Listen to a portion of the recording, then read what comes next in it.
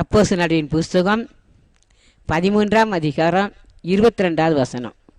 பின்பு அவர் அவனை தள்ளி தாவீதை அவர்களுக்கு ராஜாவாக ஏற்படுத்தி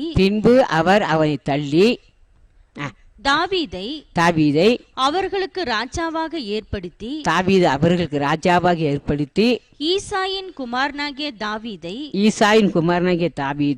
என் இருதயத்திற்கு ஏற்றவனாக கண்டேன். என்ன செஞ்சாரா சொல்லுங்க?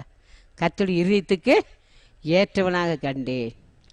எனக்கு சித்தமானவைகளை எல்லாம் அவன் செய்வான் என்று அவனை குறித்து சாட்சியம் கொடுத்தார். யார் சாட்சி கொடுத்தார்? மனிதன் அல்ல, நம்மளை உருவாக்கின தேவன்.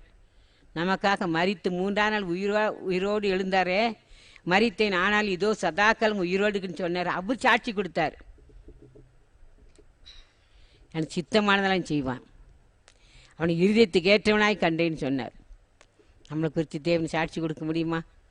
நம்ம வாழ்க்கையும் கற்றுட்டு ஒப்பு கொடுப்போம். நம்ம ஒரு நாளும் உள்ளத்தை அலசி பார்ப்போம். ஆண்டவரே, என் பாவங்களை மன்னியுமாப்பா, நான் இப்படிலாம் செஞ்சிட்டேனே சொல்லி நம்ம ஆண்டவர்கிட்ட ஒப்பு கொடுத்து நம்ம கண்ணீரோடு கேட்போம். இன்னொரு வாசிப்பா, இந்த அப்போஸ்தலர் 13:22.